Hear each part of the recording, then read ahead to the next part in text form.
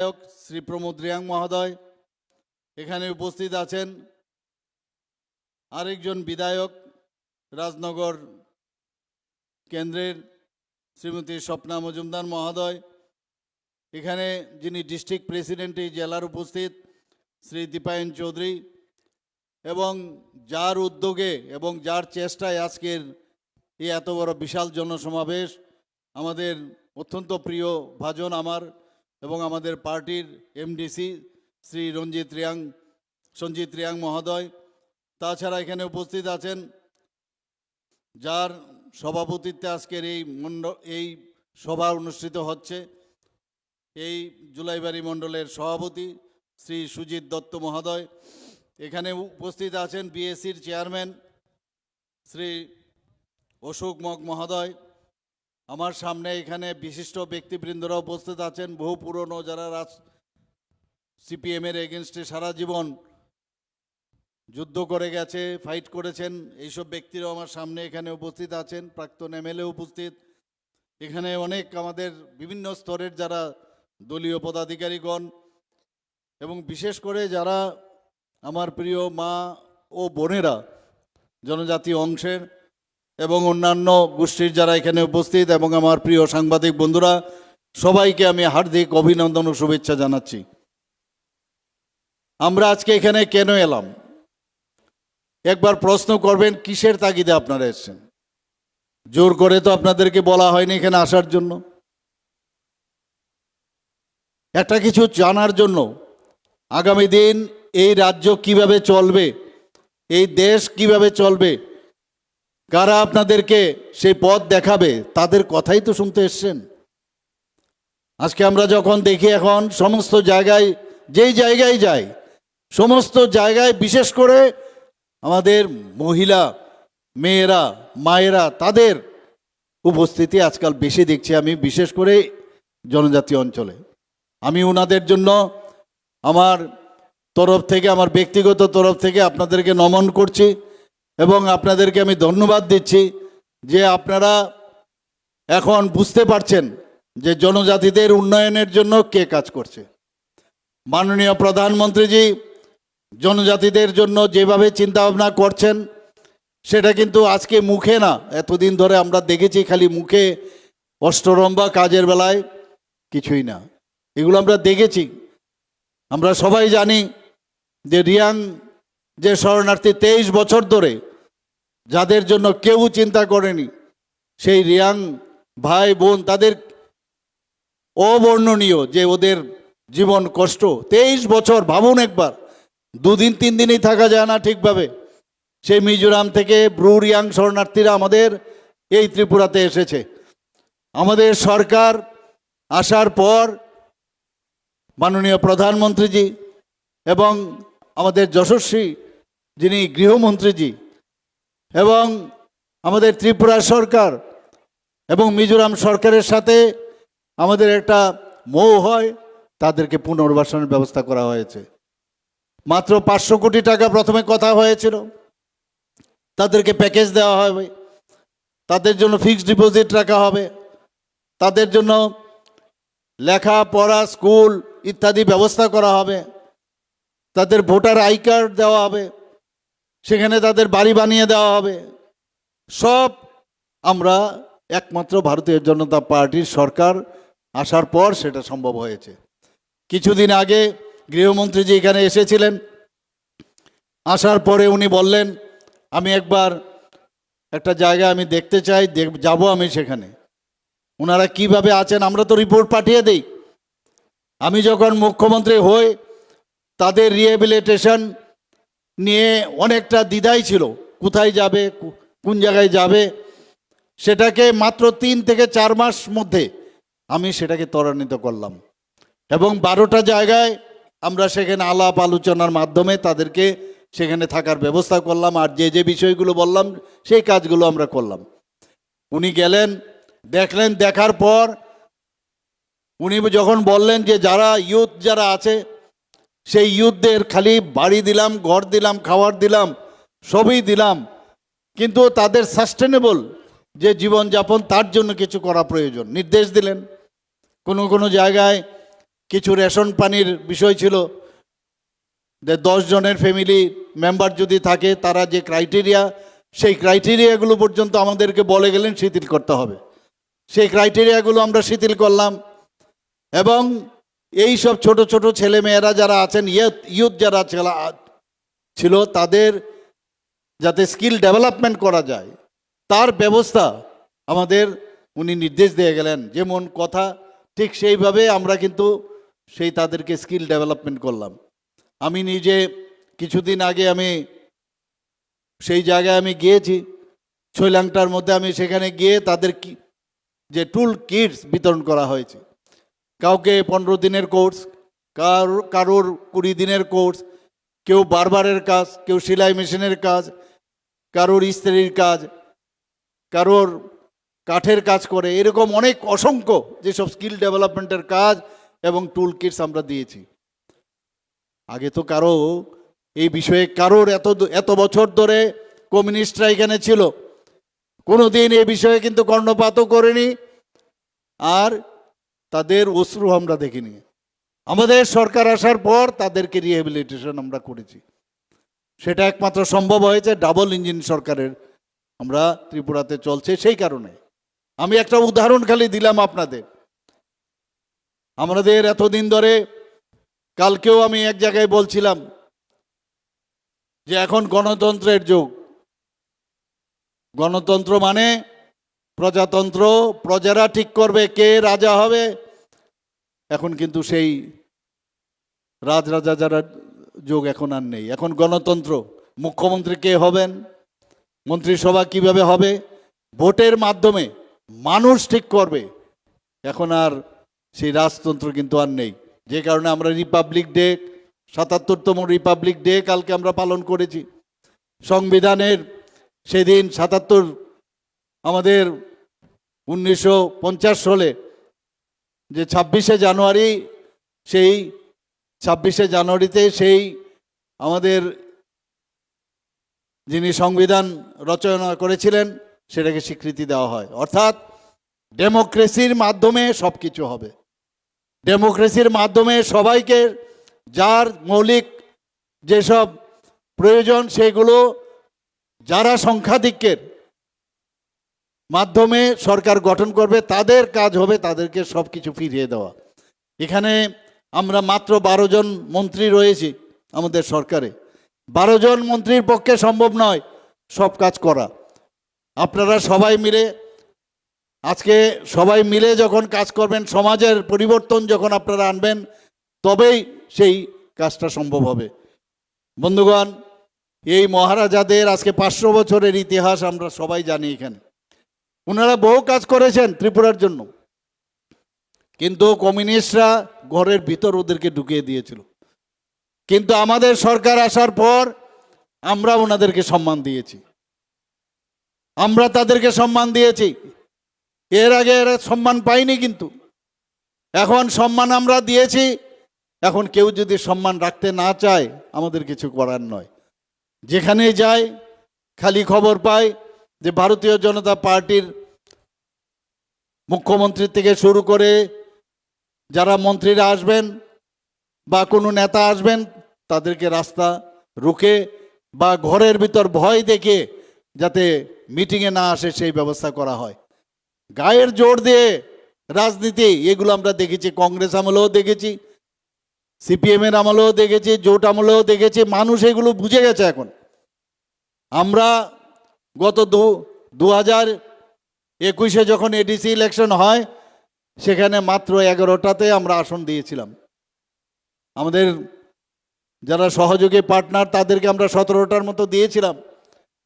কিন্তু সেই জায়গায় আজকে এই 11টার মধ্যে আমরা 9টা ভারতীয় জনতা পার্টির এডিসি আমরা তৈরি করতে পেরেছি। বন্ধুগণ,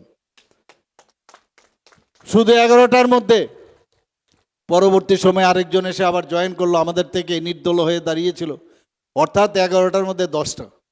আপনারা ভাবুন, অনেকে বলে জনজাতি এলাকায় ভারতীয় জনতা পার্টির সংগঠন শক্তি সেই রকমভাবে শক্তিশালী নয়।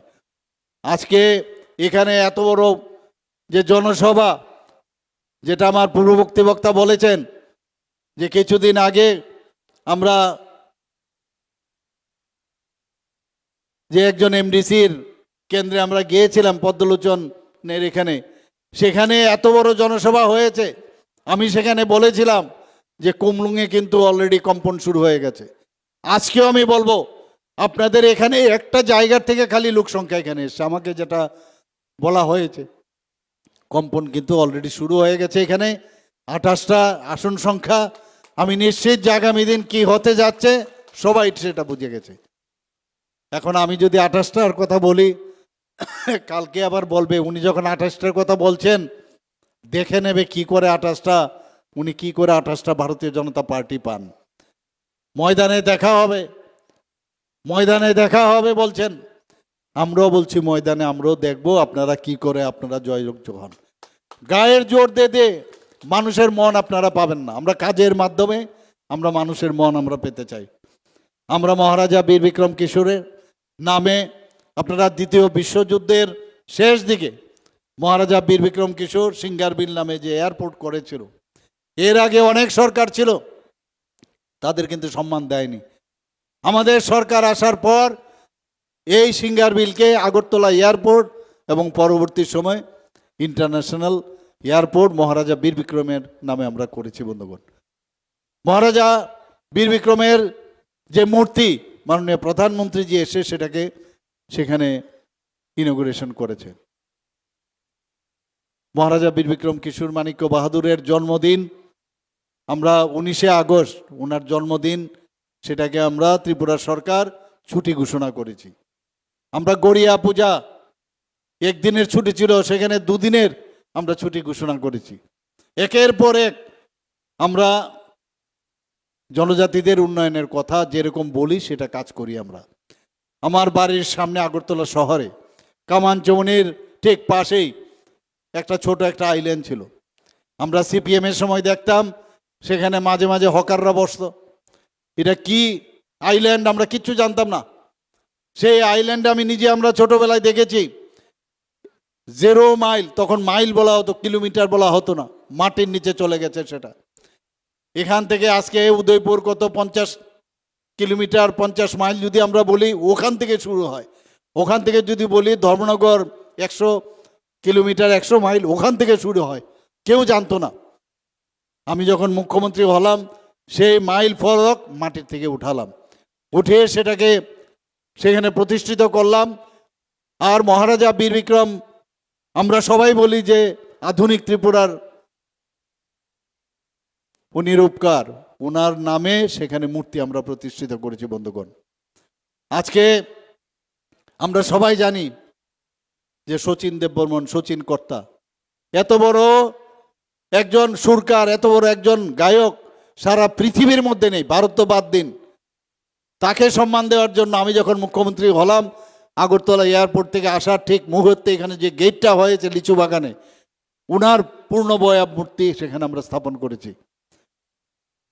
শুধু তাই নয়, আমরা কিছুদিন আগে সংগ্রামার উৎসবে আমি গিয়েছিলাম, ওনারা দাবি করেছিলেন যে আমাদের সংগ্রামার যে পুজো আমরা করি তার একটা ছুটি ঘোষণা করতে হবে। আমি যেদিন এলাম তার পরের দিনেই ক্যাবিনেট ছিল, সেই ক্যাবিনেটের মধ্যে তাদেরকে আমরা রেস্ট্রিক্টেড ছুটি ঘোষণা করেছি বন্ধুগণ। আমাদের সবাই জানেন আমাদের এই রাজ পরিবারের আরেকজন অত্যন্ত ভদ্র এবং অত্যন্ত আমাদের আদরণীয় ব্যক্তি শ্রী জিষ্ণু দেববর্মা ত্রিপুরার থেকে কোনোদিন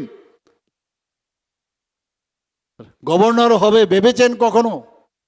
আজকে তাও কি একটা ছোট রাজ্য না, তেলেঙ্গানার মতো একটা বড় রাজ্যের ওনাকে রাজ্যপাল বানিয়েছেন। সেটা একমাত্র সম্ভব হয়েছে মাননীয় প্রধানমন্ত্রীদের জন্য।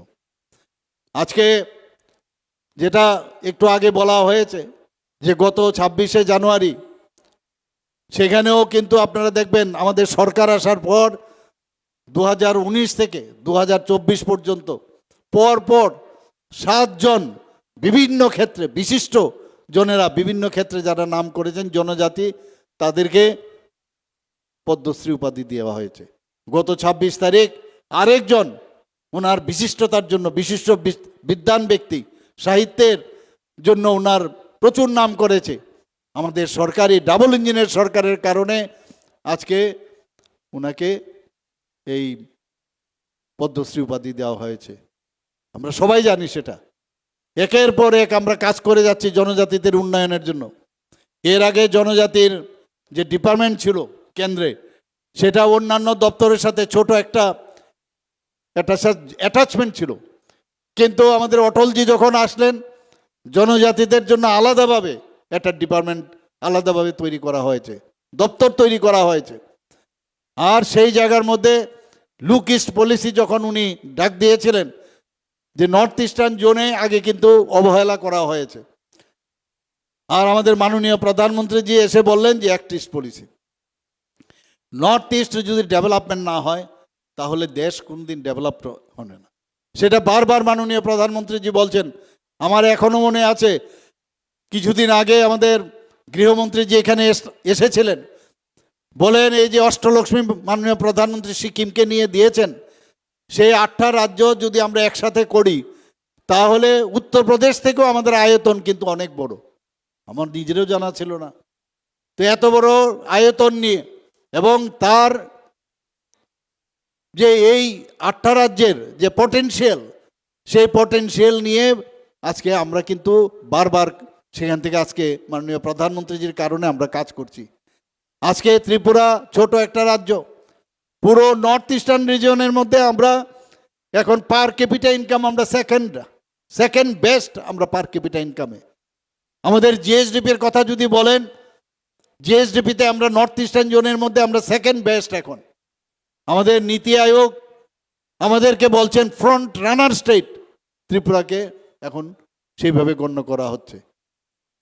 আমাদের এখানে আজকে আইন শৃঙ্খলার যদি কথা বলেন, ল অ্যান্ড অর্ডার সিচুয়েশন যদি বলুন, তাহলে 28টি রাজ্যের নিচের দিক থেকে আমরা এখন 3 নম্বরে রয়েছি। আমি বলছি কেন আমরা 1 নম্বরে হব না। কিছুদিন আগে ডিজিপি সাহেব বলছেন যে 20 বছরের মধ্যে যে ক্রাইম, যে এতদিন ধরে সিপিএম এবং কংগ্রেসের সময় হয়েছে, সেই ক্রাইম রেট আজকে 8.2% 20 বছরের মধ্যে কমে গেছে ত্রিপুরাতে। আজকে কিছুদিন আগে আমরা দিল্লিতে আমরা গিয়েছিলাম, সেখানে নর্থ ইস্ট সামিট সেখানে হয়েছিল। 8টা রাজ্যের মাননীয় প্রধানমন্ত্রীজি তার ইনগুরেশন করেছিলেন। সেই জায়গায় আজকে ওখানে 30,000 কোটি টাকার মৌ হয়েছে।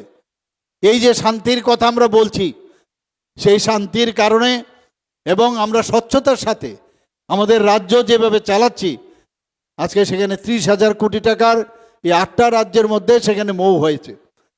এবং আপনারা শুনে খুশি হবেন, আমরা সেখানে শুধু ত্রিপুরার 50% অর্থাৎ 15,000 কোটি টাকার মৌ শুধু ত্রিপুরার জন্য হয়েছে। বন্ধুগণ, ইনভেস্টররা এখন আসছে এখানে ত্রিপুরাতে, চাই যে ত্রিপুরাতে আসুক।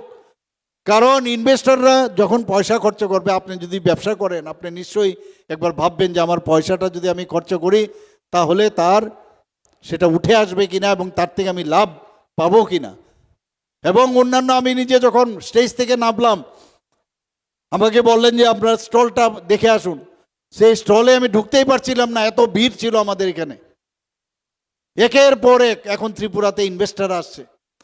এখানে হেলথ সেক্টরে আপনি যদি বলুন, এখানে ক্রীড়া ক্ষেত্রে বলুন, আমাদের যদি এগ্রিকালচারের হর্টিকালচারের কথা বলুন, বিভিন্ন ক্ষেত্রে আজকে ত্রিপুরাতে আসছে।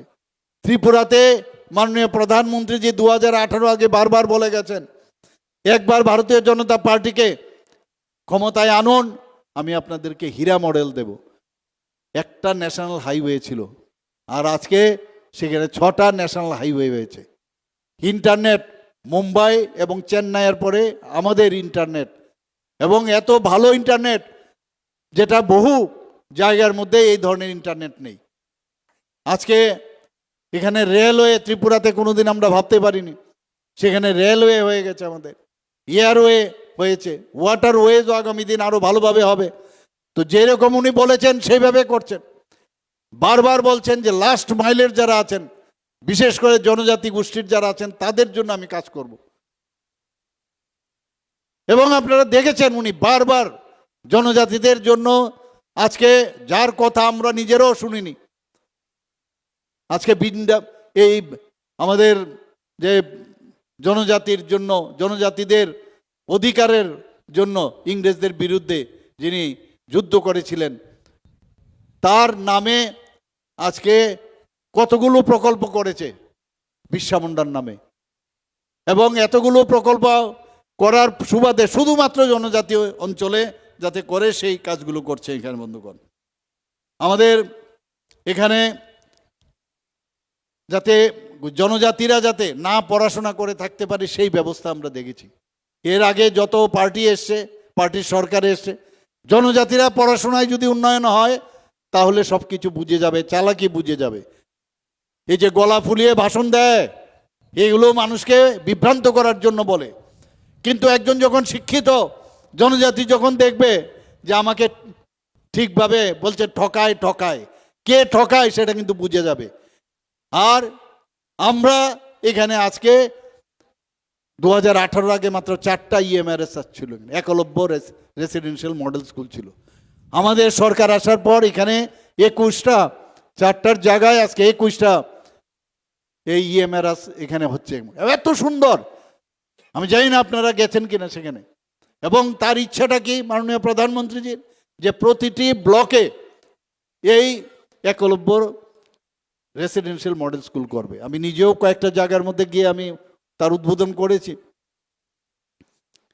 এবং ভারতের যে ভারতীয় তথ্য, ভারতীয়তার উপর ভিত্তি করে এই স্কুলগুলো তৈরি হচ্ছে সেখানে। আমরা সবাই জানি যে আজকে বিক্রমশিলাই হোক, নালন্দাই হোক, তক্ষশিলা হোক, আগে বাইরের থেকে মানুষ ভারতবর্ষে পড়াশোনা করতে আসতো। সেইগুলো আমাদের যে ইংরেজরা এখানে এখানে শাসন করেছে, এখানে মুঘলরা শাসন করেছে, সবগুলো আমাদের হারিয়ে গিয়েছিল। আজকে সেগুলো পুনরুদ্ধার করছেন মাননীয় প্রধানমন্ত্রীজি। তো এই জনজাতিদের মধ্যে যখন শিক্ষার আলো, আমরা শিক্ষা ছাড়া আমরা জানি যে অন্ধকার থেকে আলোর দিকে যদি যেতে হয়, আজকে অজ্ঞানতার থেকে জ্ঞানের দিকে যদি যেতে হয়, অসত্যর থেকে যদি সত্যের দিকে আমাদের যেতে হয়, শিক্ষা ছাড়া অসম্ভব। আর সেই জায়গায় এই ধরনের 21টা যে ইএমআরএস এখানে উনি আমাদের অনুমোদন দিয়েছেন। এবং প্রতিটা ব্লকে, যে সারা ভারতবর্ষের মধ্যে প্রতিটা ব্লকে সেটা করবে শুধুমাত্র জনজাতিদের পড়াশোনার জন্য। আমি নিজেও সেখানে গেছি এবং সেখানে আমরা কি দেখলাম, এখন 12টা আউট অফ 21, 12টা শুরু হয়ে গেছে। 6টা আরও এই মার্চের মধ্যে আমার কাছে যা রিপোর্ট আছে আরও 6টা শুরু হবে। বাকি যে কটা আছে সেটাও শেষ করবে। শুধু তাই নয়, আমিও এবার দিল্লিতে গেছি। এই রেসিডেন্সিয়াল মডেল, যে একলব্য রেসিডেন্সিয়াল মডেল স্কুল যদি করতে হয়, কিছু ক্রাইটেরিয়া আছে, যে প্রতিটা ব্লকে মিনিমাম 50% জনজাতি থাকতে হবে। শুধু তাই না, 20,000 মিনিমাম থাকতে হবে। আমি এবার দিল্লি যখন গেলাম, গিয়ে বললাম কিছু রিল্যাক্সেশন আপনাদের দিতে হবে। সেই রিল্যাক্সেশনে আরও 15টাই যাতে একলব্য মডেল রেসিডেন্সিয়াল স্কুল করা যায় তার জন্য বলে এসছি এখানে। তা আমরা জনজাতিদের আমরা চাই তারা পড়াশোনায় উন্নত হোক, তারা আগামী দিনে আমাদের যে ত্রিপুরাকে আমরা যেটা বারবার বলছি, মাননীয় প্রধানমন্ত্রীজি এবার যখন অপারেশন সিন্দুর করেছেন, আপনারা সবাই দেখেছেন, আগে আমাদের সৈন্যদের গলা কেটে আমাদের দেশের মধ্যে ফেলে রাখতো, আর খালি নিন্দা নিন্দা করতা হুঁ বলতো কি না, নিন্দা করতা হুঁ। আর এখন নিন্দা নিন্দা না, একদম পরিষ্কার বলছে ছোড়ুঙ্গা নেই কিছু গো। 100 কিলোমিটার ভিতরে ঢুকে 26 জন পর্যটক দেখে দেখে, ধর্ম দেখে দেখে তাদেরকে মেরেছে তার স্ত্রীর সামনে। 26 জনকে মেরেছে 26 মিনিটের মধ্যে। প্রায় 9টার মতো যে ঘাঁটি এই পাকিস্তানের, সেই টেররিস্টদের ঘাঁটি ধ্বংস করেছে মাননীয় প্রধানমন্ত্রীজি। এর আগেও আমরা দেখেছি যখন অপারেশন সিন্দুরের আগে এয়ার স্ট্রাইক, সার্জিক্যাল স্ট্রাইক, এরপর কিন্তু শব্দ নেই। এখন পাকিস্তান আর ভয় পায়, এখন পারমাণবিক বোমা দিয়ে অনেক সময় ব্ল্যাকমেল করতে। আমি এখানেও বলছি, আমাদের কি বলছে যে আমরা যদি একসাথে না থাকি সিপিএম ঢুকে যাবে। আমি বলছি যে পারমাণবিক বোমা দিয়ে তো এতদিন ধরে সে ভারতকে তো সেই ব্ল্যাকমেল হয়েছে, আর আমাদেরকে সিপিএম এর ভয় দেখিয়ে ব্ল্যাকমেল আমাদের করবেন না। এর আগে আপনারা কোথায় ছিলেন? যখন 2018-তে আমরা যখন সরকার গঠন করলাম, সিপিএমকে হটিয়েই তো আমরা সরকার গঠন করলাম, তখন তো আপনাদের দেখা যাচ্ছিল না। কাজে আপনারা এইসব ভয় দেখে এই পারমাণবিকের যে এইসব ব্ল্যাকমেইল আপনারা করেন যে সিপিএম চলে আসবে, আমরা জানি কাকে কিভাবে কি করতে হবে। এখন সিপিএম তো বসে আছে। জিতেনবাবু, আমাদের মাননীয় এলওপি সাহেব, উনি প্রায়শই বলেন, কি বলেন, যে 28-এর আগে এই ভারতীয় জনতা পার্টি নিজেরা ঝগড়া করে নিজেরাই এই সরকারের পতন হবে। আমার দুঃখ হয় উনার কথা শুনে। বসে আছে কবে আমাদের মধ্যে ঝগড়া হবে।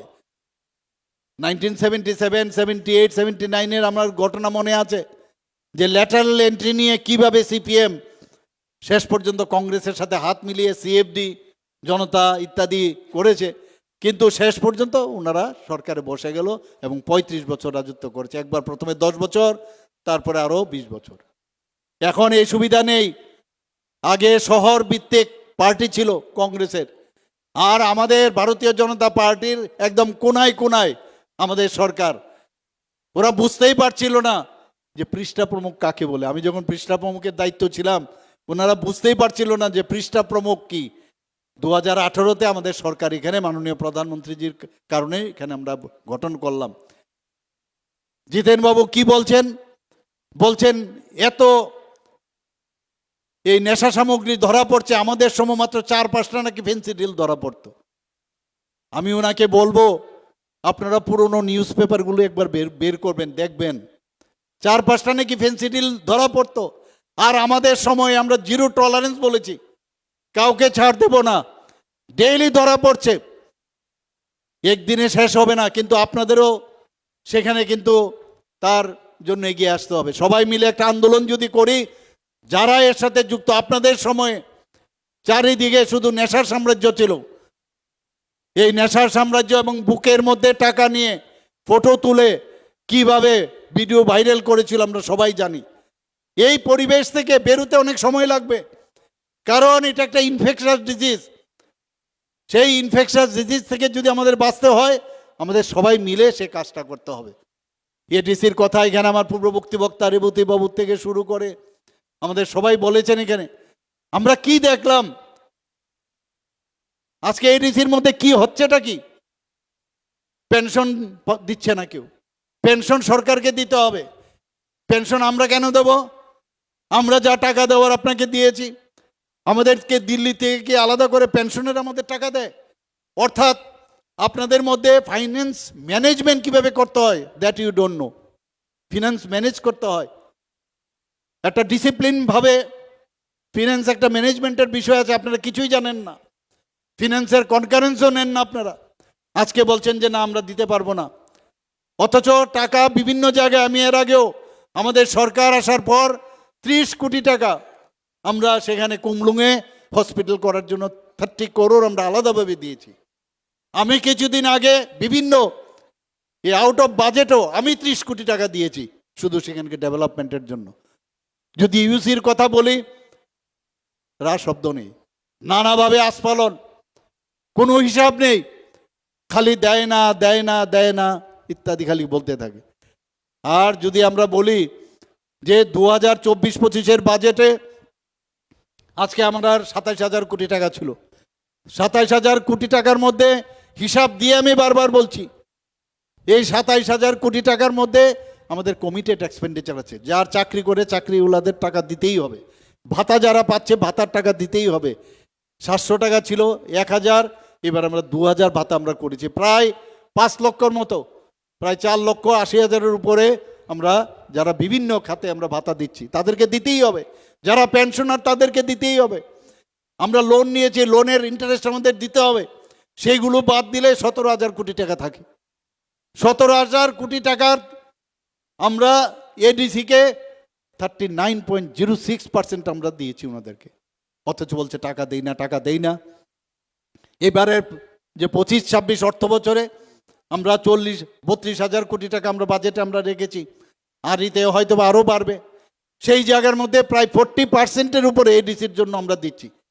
তাছাড়াও যে বিভিন্ন যেসব আপনার ট্রেসপের মাধ্যমে আমরা ওয়ার্ল্ড ব্যাংক থেকে যে টাকা নিয়েছি প্রায় 1400 কোটি টাকা, সব কটা 1400 কোটি টাকা শুধু এডিসির উন্নয়নের জন্য আমরা নিয়েছি। রাস্তাঘাট, ইলেকট্রিসিটি, বিভিন্ন খাতে। সেখানেও আমরা আজকে এলিমেন্ট প্রজেক্ট 1700 কোটি টাকা নিয়েছি শুধু ফরেস্ট এলাকায়, শুধু জনজাতিদের উন্নয়নের জন্য। আমরা স্কুলে যারা ছেলে মেয়েরা পড়ছেন তাদেরকে pre metric scholarship, post metric scholarship এবং সব জায়গার মধ্যে কিন্তু আমরা বাড়িয়েছি। তাদের স্মার্ট ক্লাস যাতে হয়, স্মার্ট হোস্টেল যাতে হয়, তাদের বিনা পয়সায় যাতে বই দেওয়া যায়, খাতা দেওয়া যায়, সব কিছু আমরা কিন্তু করছি। ড্রেস থেকে আরম্ভ করে সব কিছু আমরা করছি। কিন্তু আগে তো আমরা এই জিনিসগুলো আমরা দেখিনি। আজকে আমার অত্যন্ত খুশি হচ্ছে যে নরেশবাবুকে, নরেশ দেববর্মাকে আবার 7 জন আমরা দিয়েছি। 7 জনকে এর আগে মাননীয় প্রধানমন্ত্রীজি দিয়েছেন পদ্মশ্রী, এবার ওনাকে দেওয়া হয়েছে। আজকে এনএলএফটি, এটিটিএফ আপনারা সবাই জানেন উনাদের সৃষ্টি, কমিউনিস্টদের দ্বারা তৈরি, উনাদের দ্বারাই উনাদের এই মন্ত্রিসভার একজন সদস্য বিমল সিনহা খুন হয়েছে। এখন বলবে যে এগুলো আমরা করিনি, আপনাদের দ্বারাই তৈরি। আর এই এনএলএফটি, এটিটিএফ আপনাদের কারণে তারা বিভ্রান্ত হয়ে তারা অন্যদিকে চলেছে। আজকে আপনারা যেসব কাজগুলো করেছেন তাদেরকে আমরা নর্মাল যাতে মেইন ট্র্যাকে আসে তার জন্য আমরা তাদেরকে নিয়ে এসছি এখানে। আজকে জনজাতিদের যে উন্নয়ন যাতে প্রপার হয়, বিভিন্ন স্কিম আমাদের আছে, সেন্ট্রাল স্কিম আছে, আমাদের স্টেটের স্কিম আছে, যাতে সাব ডিভিশনাল লেভেল, ডিস্ট্রিক্ট লেভেলে শুধু টিসিএস সম একজন অফিসার আমরা সেখানে প্রতিটা ডিস্ট্রিক্টে দিয়েছি। 8টা ডিস্ট্রিক্টে আমরা 23টা সাব ডিভিশন লেভেলে দিয়েছি। শুধু তাদের কাজে হবে, কারণ আমি জানি জনজাতিরা অত্যন্ত কোমলমতি, তারা অনেক সময় বুঝতে চায় না, বুঝতে পারেও না, কারণ যেভাবে ওনাদেরকে অশিক্ষিত করে রেখেছে এতদিন ধরে, এখন আবার ড্রাগসের মধ্যে ঢুকিয়ে দিয়েছে। আমরা বারবার তাদেরকে সুস্থভাবে বাঁচার জন্য আমাদের সরকার জিরো টলারেন্স আমরা নিয়েছি। আমরা এখানে যারা হোস্টেলগুলো আছে সেখানে ছেলে মেয়েদের আমরা স্লোগান দিয়েছি কি, ফুটবল গ্রাউন্ড আমরা করেছি প্রায় 4-5টা অলরেডি, 3টে অলরেডি শুরু হয়ে গেছে, আরও 4-5টা হচ্ছে। সেই ফুটবল গ্রাউন্ডে যে সিনথেটিক টার ফুটবল গ্রাউন্ড করেছি, আমরা নাম কি দিয়েছি যে football is the game and drug is the shame. সেইভাবে আমরা কাজ করছি, ছেলেমেয়েরা যাতে ঠিক সেইভাবেই আজকে এটিটিএফ, এনএলএফটিকে আমরা মূল স্রোতে আমরা ফেরত নিয়েছি। বহু কেস ওনাদের সময়ে, এত সব কেস ওনারা জমিয়েছেন, উল্টা সিধা, উল্টা পাল্টা, 10,323 হোক, ডেইলি আমি বিভ্রান্ত আমাদের সরকার ওনাদের কারণে। সব কটা বলবে যে এই সরকারের আমলে আমরা কেস আসছি, সেটা টিআরটিসি হোক, ঝুট মিলিয়ে হোক, সমস্ত জায়গায় এমন সব কাজ করেছে, সব জায়গার মধ্যে আমাদের সমস্যা হচ্ছে। বিরাট একটা মানে টাকার একটা বোঝা আমাদের ওনাদের কারণে আমাদের সইতে হয়েছে। কিভাবে সরকার চালাতে হবে এমনিতে তো দেখলে মনে হয় না জানি কত তাত্ত্বিক কথাবার্তা বলেন, কিছুই জানেন না। সরকার কিভাবে চালাতে হয় কিছুই বুঝেন না, খালি লুটটা ভালো করে বুঝেন তার জন্য, এবং মিথ্যা কিভাবে বলতে হয় তার ইনস্টিটিউশনের, গোয়েবলস সাহেবের ইনস্টিটিউশন আছে। আমি তো এক জায়গায় একবার বলছিলাম যে মিথ্যা কথা বলার জন্য একটা ইনস্টিটিউশন আমি করবো, তো ঠিক করেছি, এবং ওনাদেরকে প্রিন্সিপাল আমি বানাবো যে কিভাবে মিথ্যা কথা বলতে হয় এবং কিভাবে মানুষকে বিভ্রান্ত করা যায়, ভুল পথে পরিচালিত করা হয়। একটা মিথ্যাবাদীর একটা ইনস্টিটিউশন আমি ভাবছি তৈরি করব, এবং কিভাবে মানুষকে অমানুষ করা যায় ওই রকম আরেকটা ইনস্টিটিউশন করব। এই দুই কংগ্রেস সিপিএম হাত মিলিয়ে ওনারা যেন সেই কলেজের কেউ প্রফেসর, প্রিন্সিপাল যাই থাকুক, অ্যাসিস্ট্যান্ট প্রফেসর, অ্যাসোসিয়েট প্রফেসর সবাইকে বানিয়ে দেব। অদ্ভুত এই রাজ্যকে এইভাবে আপনারা চালিয়েছেন। আমার মনে আছে আমার সময়েও উনি ছিলেন, যখন জিষ্ণু দেববর্মা মহোদয় উনি অর্থমন্ত্রী ছিলেন, উনি আমাকে বলছিলেন যে খালি টুপি পরাতো সবাইকে, কি বলতেন যে স্বর্ণযুগ স্বর্ণযুগ স্বর্ণযুগ বললে, আমি তো আমি যখন প্রথমে অফিসে ঢুকলাম, গিয়ে অফিসারদের বললাম ফাইলটা নিয়ে আসুন, তো ট্রাঙ্ক নিয়ে আসুন, কোথায় স্বর্ণ আমি দেখতাম একটু। তো উনি বললেন যে আমি তো আর স্বর্ণ খুঁজে পাই না, কিন্তু 13,000 কোটি টাকার যে ঋণ রেখে গেছে সেটা আমরা পেয়েছি। এই হচ্ছে স্বর্ণযুগের অবস্থান। কোনো মুখ্যমন্ত্রী আপনারা দেখেছেন যেভাবে পরিশ্রম করে ওনাদের সময় আয়েশ করে ওরা জীবন ওরা বিতিয়েছে। আমাদের সমস্যা হবে না আমাদের এইভাবে, আমাদের কারণ আমাদের যে রেলের যে ইঞ্জিন, সেই রেল ইঞ্জিনের যিনি চালাচ্ছেন তার নাম হচ্ছে নরেন্দ্র মোদীজি। যেভাবে উনি চালাবেন আমাদের যে সেকেন্ড ইঞ্জিন, ডাবল ইঞ্জিনের সরকার, সেইভাবেই যেতে হবে। আমরা এই দিক সেদিক করার উপায় নেই। আমার সেদিন একটা খুব সুন্দর কথা মনে হচ্ছে। সেদিন কি বললেন আমাদের গৃহমন্ত্রীজি? বলছেন বিরোধীদের উদ্দেশ্যে যে मैं आप लोगों को एक बहुत सिंपल एक एडवाइस देना चाहता हूँ, कैसे जीतना चाहिए। তা আমিও ভাবলাম কি জানি কিভাবে এইভাবে বিনা পয়সায় উনি অ্যাডভাইস দিয়ে দিচ্ছেন। কি কথাটা বললেন? बोले ईवीएम ठीक नहीं है, ईवीएम ठीक नहीं है, आप बोलते रहते हो ना, तो मैं एक फॉर्मूला बताता हूँ। सवेरे 6 बजे से रात 12 बजे तक अगर आप लोग काम करोगे जैसे हम लोग करते हैं, तभी ईवीएम से रिजल्ट मिलेगा, तभी ईवीएम से रिजल्ट मिलेगा। आप लोग अपने बारे में सोचते रहते हो।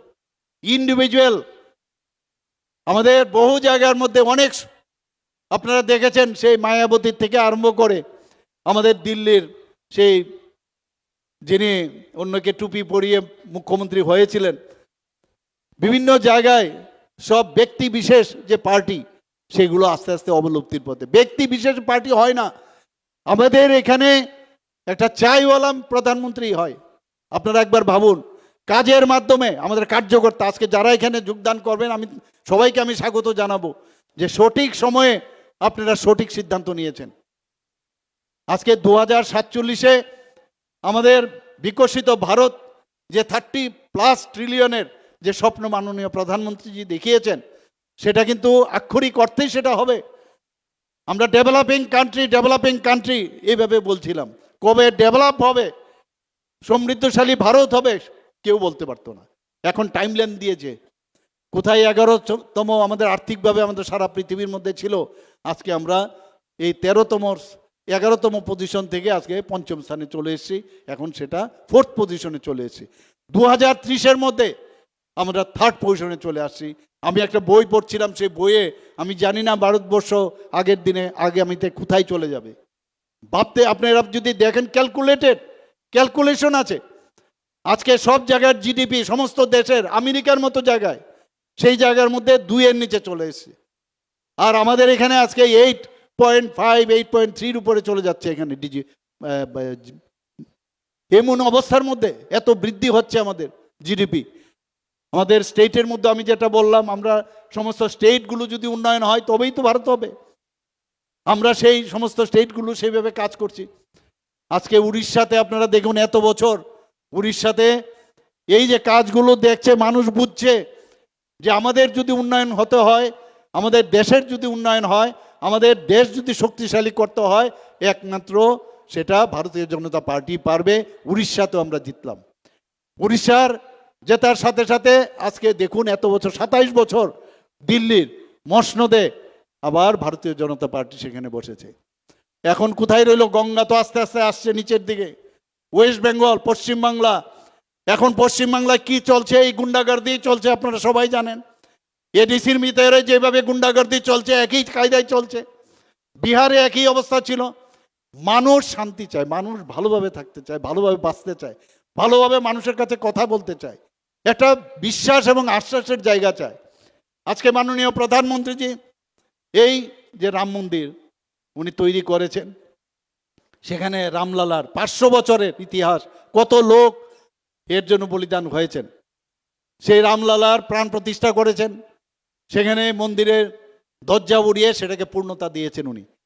অর্থাৎ আমরা আগে প্রায়ই আমরা বলতাম যে আরে এটা রাম রাজত্ব না, বলতাম কি না আমরা, এটা রাম রাজত্ব না। অর্থাৎ রামের সময়ে এই ভারতবর্ষে আইন ছিল, আইনের শাসন ছিল, মানুষের মৌলিক সুবিধাগুলো দেওয়া হতো। অর্থাৎ এই রামকে আমাদের একটা আস্থার বিষয়, সেটাকে সামনে রেখে মাননীয় প্রধানমন্ত্রীজি এই দেশকে চালাতে চায়।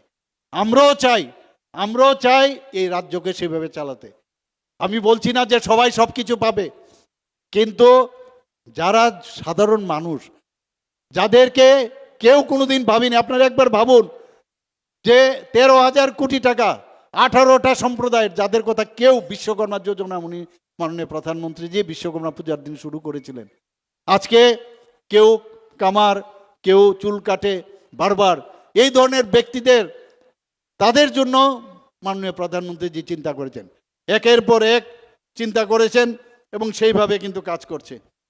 আজকে আমাদের যে জনজাতি অঞ্চল, সেখানে আমরা জানি অনেক জায়গার মধ্যে আমাদের নিজেদের ওয়ান প্রোডাক্ট ওয়ান ডিস্ট্রিক্ট, এটা কেউ এই স্লোগানটা দিয়েছেন মাননীয় প্রধানমন্ত্রী।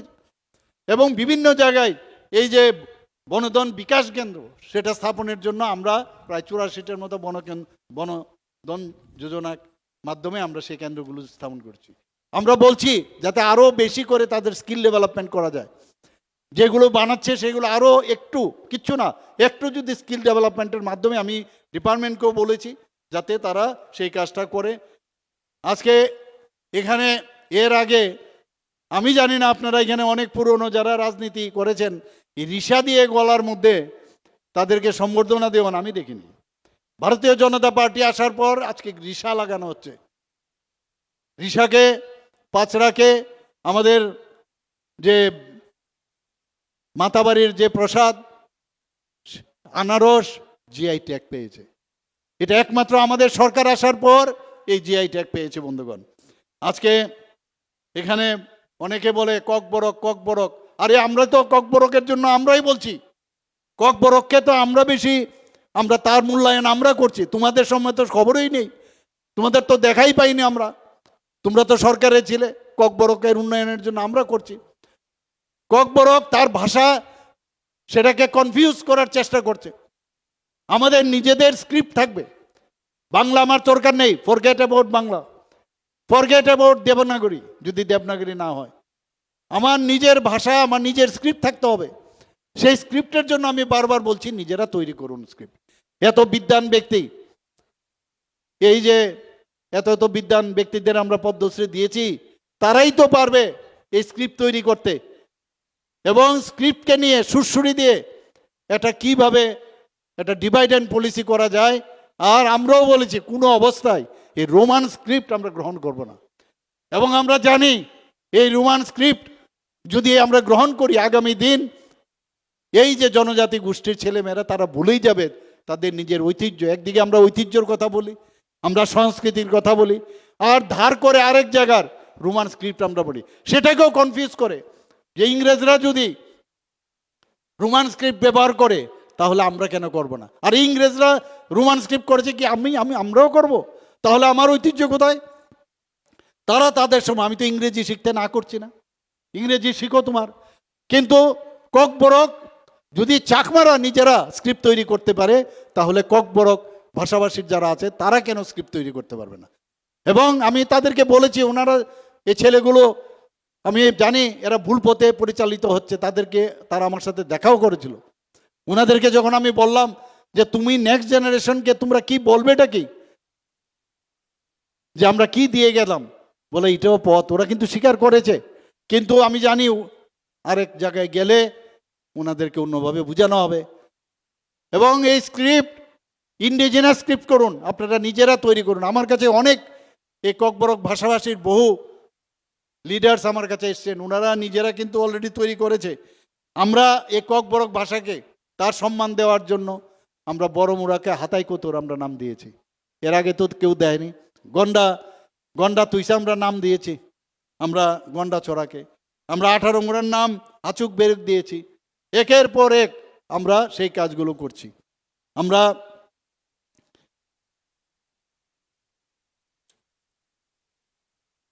চিফ মিনিস্টার, মুখ্যমন্ত্রী জনজাতি বিকাশ যোজনা, এটা জনজাতিদের জন্য করেছি, প্রায় 9,000-এর উপরে।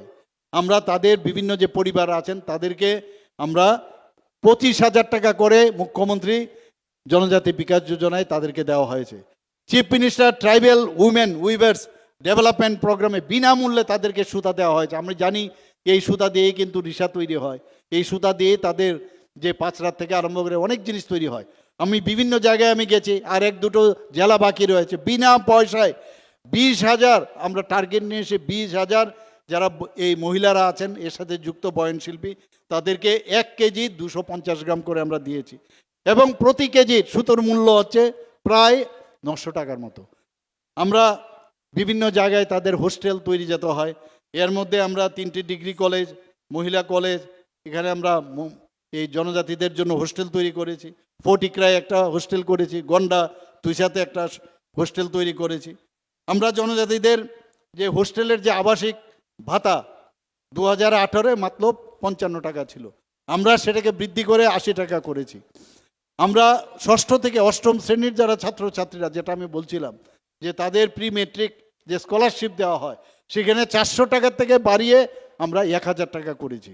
এবং শুধু তাই নয়, বিভিন্ন যে কোচিং সেন্টার বিনা পয়সায় যাতে কোচিং নিতে পারে, বিনামূল্যে পাঠ্যপুস্তক যাতে দেওয়া হয় এবং মেধা পুরস্কার সেইগুলো আমরা করছি। এখন পর্যন্ত আমবাসা, কাঞ্চনপুর, করবুকে আমরা 3টি আশ্রম স্কুল দপ্তর সেখানে চালু করেছে। 29টি নতুন হোস্টেল আমরা অলরেডি নির্মাণ করেছি শুধু জনজাতিদের জন্য। 44টি জনজাতি বিদ্যালয় নির্মাণ করেছি বন্ধুগণ। 170 জন আমার যিনি জনজাতির যিনি ট্রাইবাল ওয়েলফেয়ার মিনিস্টার আমাকে বলছিলেন যে হোস্টেলগুলোর মধ্যে চুরিটারি হয়, একটু ওখানে আমাদের যে ওয়ার্ডেন রাখতে হবে। আমি সাথে সাথে বললাম তুমি জনজাতিদের জন্য যা যা দরকার সব করবে। 170 জন হোস্টেল ওয়ার্ডেন আমরা সেখানে নিযুক্তি দিন। একের পর এক আমরা সেই কাজগুলো করে যাচ্ছি। মাননীয় প্রধানমন্ত্রী যে আমাদের সেইভাবেই আমাদেরকে বলেন ভগবান বিরসা মুন্ডা থেকে জনজাতীয় গৌরব দিবস, এবং একের পর এক যদি জনজাতিদের উন্নয়ন করে থাকে একমাত্র ভারতীয় জনতা পার্টি করবে। আগামী দিন আমরা আরও অনেক কিছু করার ইচ্ছে আছে। আমি যদি এখানে সব কটা বলি, আজকে আরেকটা প্রোগ্রাম, আমার 2টো প্রোগ্রাম আছে, সেখানে আমার যাওয়ার অসুবিধা হবে। আপনারা এখানে উপস্থিত রয়েছেন, সবাইকে আবার আমি হার্দিক অভিনন্দন শুভেচ্ছা জানিয়ে আমি আমার কথা বলা শেষ করছি। সবাইকে আবার নমস্কার, খুলুংখা হাম্বাই। অসংখ্য অসংখ্য ধন্যবাদ মাননীয় মুখ্যমন্ত্রী প্রফেসর ডক্টর মানিক সাহা মহোদয়কে। তো আমরা এখন জয়েনিং প্রোগ্রামে চলে যাব। সবাইকে যারা আমাদের ভারতীয় জনতা পার্টিতে যোগদানে করার জন্য যারা এসছেন তাদেরকে আমরা বরণ করে নেব। তো যারা নতুনভাবে আমাদের ভারতীয় জনতা পার্টিতে যোগদান করবেন তাদের হাতে দলীয় পতাকা